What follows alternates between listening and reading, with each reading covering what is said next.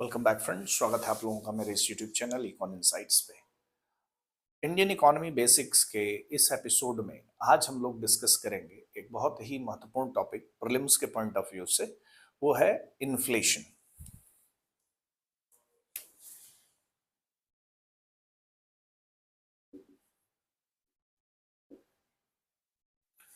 इसी को मुद्रास्फीति भी कहते हैं, इसी को महंगाई भी कहा जाता है। अलग अलग भाषा में अलग अलग, इंग्लिश में इसे इन्फ्लेशन, हिंदी में इसे मुद्रास्फीति या महंगाई कहते हैं।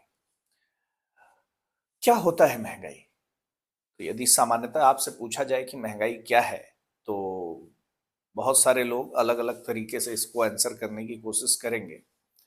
अक्सर जब मैं क्लास में बच्चों से ये पूछता हूँ कि इन्फ्लेशन क्या है, तो वो अलग अलग तरीके के टेक्निकल आंसर देना स्टार्ट करते हैं।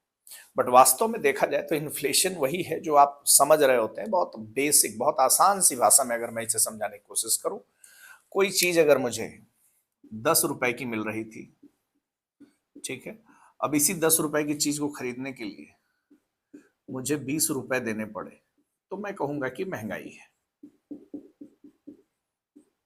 ठीक है, सिंपल सी बात है। कोई भी वस्तु एक्स वाई जेड है, 10 रुपए देकर मैं खरीदता था, उसी वस्तु के लिए मुझे 20 रुपए देना पड़ रहा है। सेम वस्तु की सेम मात्रा खरीदने के लिए मुझे पहले से ज्यादा भुगतान करना पड़ रहा है।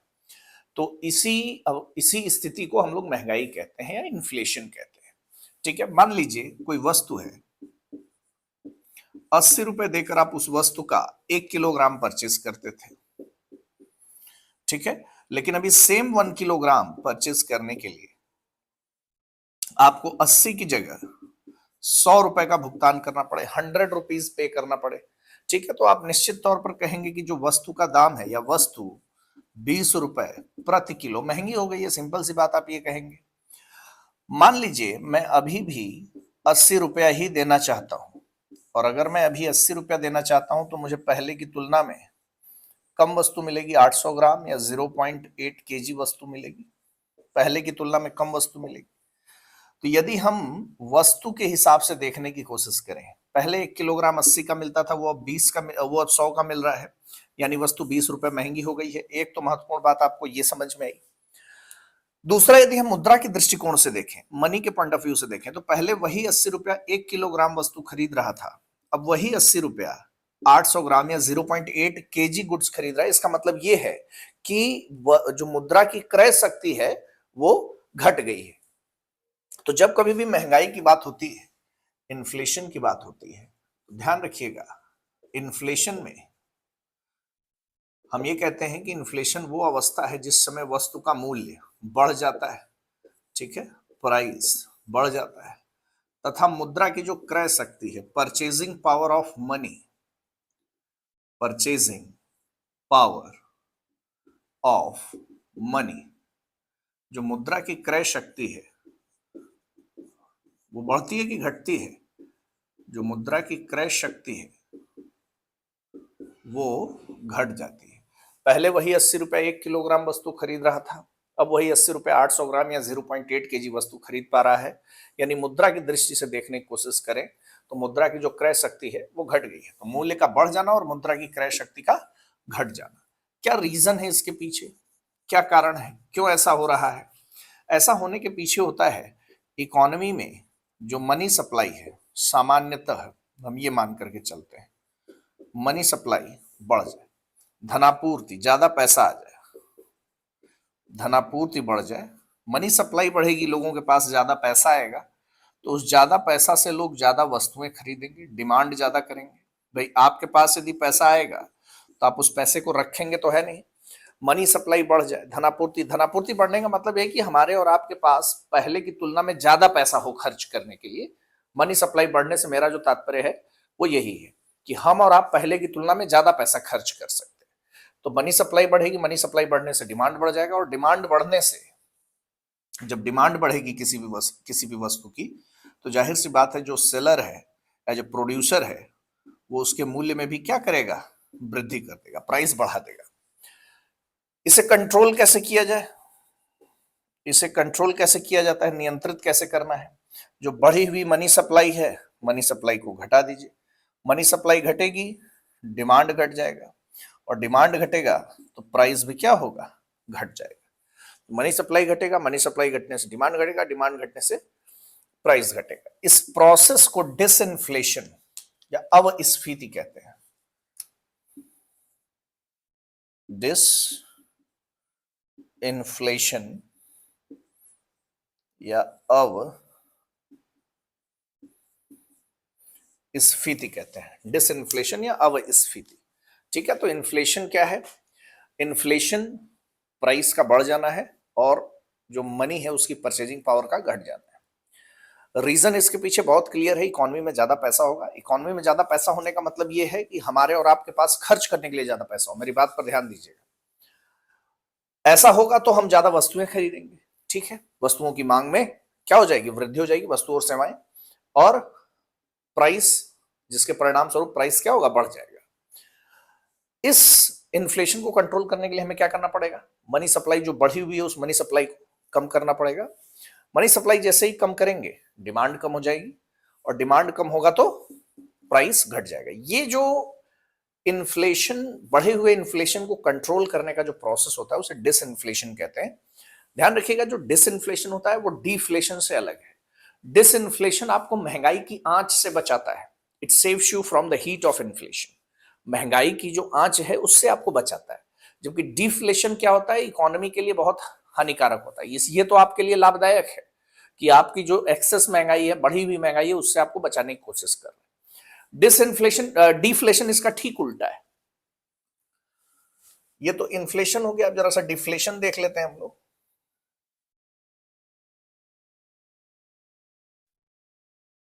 इन्फ्लेशन का जो उल्टा होता है वो डिफ्लेशन होता है।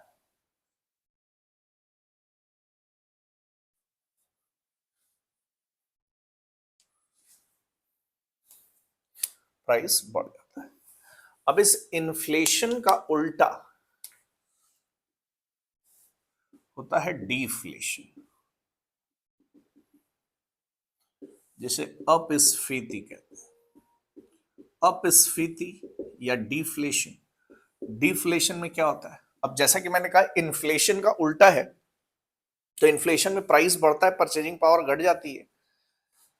यहां पे क्या हो जाएगा, प्राइस घट जाएगा, और जो परचेजिंग पावर है मनी की वो क्या हो जाएगी, बढ़ जाएगी। उल्टा होगा तो एरो को हम लोग उल्टा कर देंगे। इसके पीछे रीजन क्या है, इसके पीछे का कारण क्या है। जैसे यहां मनी सप्लाई बढ़ी हुई थी, यहां पे मनी सप्लाई क्या हो जाएगी, घट जाएगी। मनी सप्लाई घटेगा तो डिमांड घट जाएगा, और डिमांड घटेगा तो प्राइस क्या होगा, घट जाएगा। इसको कैसे कंट्रोल किया जाएगा, इसे कैसे नियंत्रित करते हैं, बढ़ी हुई मनी सप्लाई को, घटी हुई मनी सप्लाई को बढ़ा देते हैं।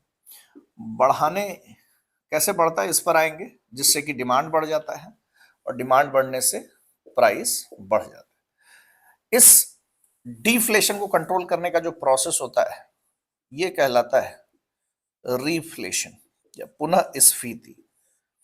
रिफ्लेशन इसको हम लोग बोलते हैं। ठीक है, तो रिफ्लेशन डिफ्लेशन को कंट्रोल करने का प्रोसेस है, डिसइंफ्लेशन इन्फ्लेशन को कंट्रोल करने का प्रोसेस है। अब इन दोनों परिस्थितियों में बेहतर कौन है, इन्फ्लेशन बेटर है या डिफ्लेशन बेटर है? अगर इसकी हम लोग बात करें तो डेफिनेटली एक जवाब आप लोगों की तरफ से निकल के आएगा, भाई प्राइस तो घटे हुए होने चाहिए, परचेजिंग पावर करेंसी की बढ़ी हुई होनी चाहिए, यही एक सामान्य समझ कहेगी। इस हिसाब से देखा जाए तो आपको डिफ्लेशन बेटर लग सकता है, बट वास्तव में ऐसा नहीं होता, इन्फ्लेशन बेटर होता है। कैसे होता है इसको हम लोग अपने अगले टॉपिक में देखते हैं। ठीक है, तो इसे मैं रफ करूं, इसे मैं रफ करूं, यहां तक बात समझ में आ गई। अच्छा, इन्फ्लेशन की अगर आपसे डेफिनेशन पूछी जाए तो आप क्या बताएंगे? इन्फ्लेशन की डेफिनेशन बहुत क्लियर है, महंगाई वह अवस्था है जिसमें अर्थव्यवस्था में मौजूद वस्तु और सेवाओं के मूल्य में सतत वृद्धि होती है। ठीक है, महंगाई वह अवस्था है जिसमें अर्थव्यवस्था में मौजूद वस्तु और सेवाओं के मूल्य में निरंतर या सतत सस्टेन्ड प्राइस राइज आपको देखने को मिलता है।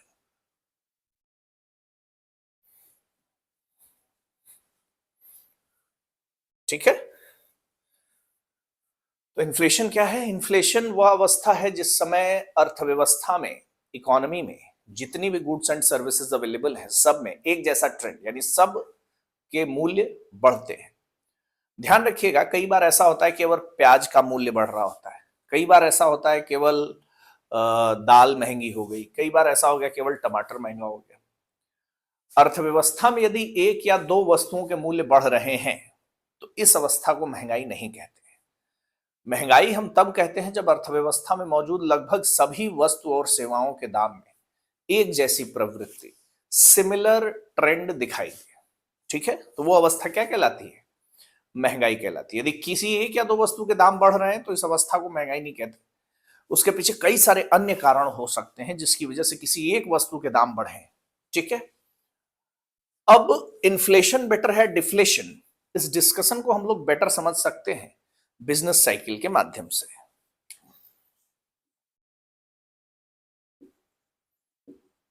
बिजनेस साइकिल, व्यापार चक्र, या इसे economic cycle,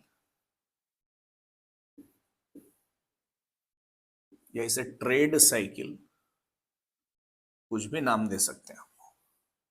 business cycle, economic cycle, trade cycle, व्यापार चक्र, बहुत आम बोलचाल की भाषा में व्यापार चक्र एक शब्द है जो यूज किया जाता है। जरा देखिए ये कैसा होता है।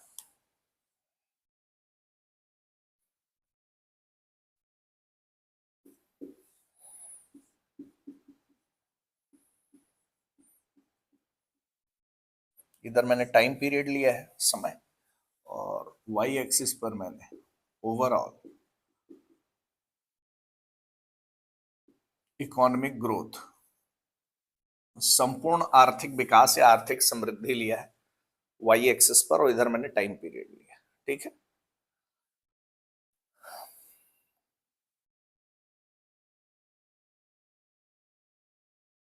इसके बीच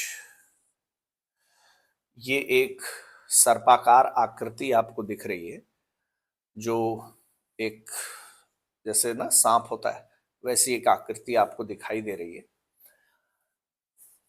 ध्यान रखिएगा, इस आकृति में ये जो सबसे ऊपर वाला सब पोर्शन है इसे हम लोग कहते हैं बूम, या श्रिंग आप लोगों ने सुना होगा। इसे हम लोग कहते हैं डिप्रेशन। ठीक है, फिर अगेन बूम, और फिर यहां डिप्रेशन।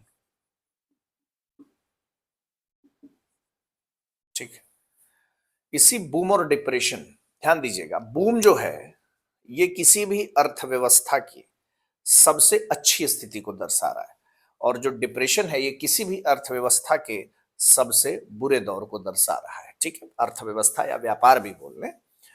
तो जो बूम है ये बता रहा है कि इकोनॉमी में सब कुछ अच्छा है, सब चंगा सी वाला फेज है, और जो डिप्रेशन ये बता रहा है कि इकोनॉमी में कुछ भी अच्छा नहीं है, सबसे बुरा दौर।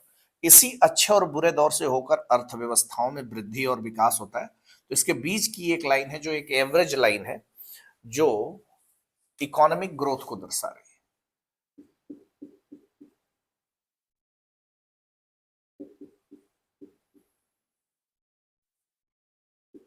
आर्थिक समृद्धि को दर्शा रही है।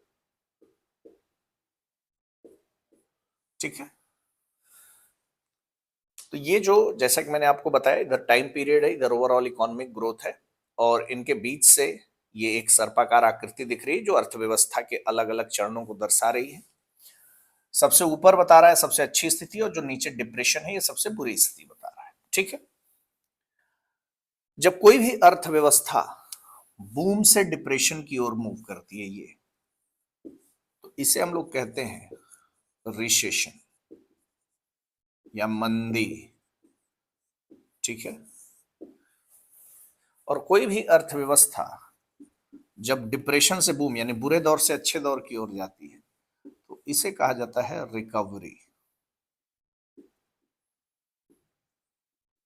या सुधार कहते हैं इसे। ठीक है, ध्यान रखिएगा, ये जो बीच वाली लाइन है जो कि इकोनॉमिक ग्रोथ को दर्शा रही है, यहां पे जो एग्रीगेट डिमांड है,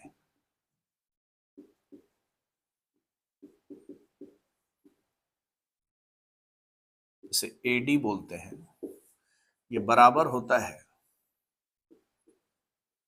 एग्रीगेट सप्लाई। एग्रीगेट मतलब कुल कह लीजिए, समग्र या कुल, समग्र मांग। जो समग्र मांग है वो समग्र आपूर्ति के बराबर है। ठीक है, समग्र मांग एग्रीगेट डिमांड एग्रीगेट सप्लाई के बराबर है आपका। कहां पर? इस स्ट्रेट लाइन पर जो इकोनॉमिक ग्रोथ को दर्शा रहा है, ये वाली स्ट्रेट लाइन। जब इकोनॉमी में रिसेशन का ट्रेंड है तो यहां पर जो एग्रीगेट डिमांड है वो एग्रीगेट सप्लाई से कम है, या मांग कम है आपूर्ति ज्यादा है, ऐसा समझ लें। और जो रिकवरी वाला फेज है, यहां पे जो डिमांड है वो ज्यादा है एज कंपेयर टू सप्लाई। ऐसी स्थिति है। अब वो कौन सी स्थिति है जिसमें हमें हमारे पास डिमांड कम हो जाती है आपूर्ति की तुलना में? तो डिमांड कम होती है, आप सभी लोगों को पता है, ऐसा होता है डिफ्लेशनरी ट्रेंड में।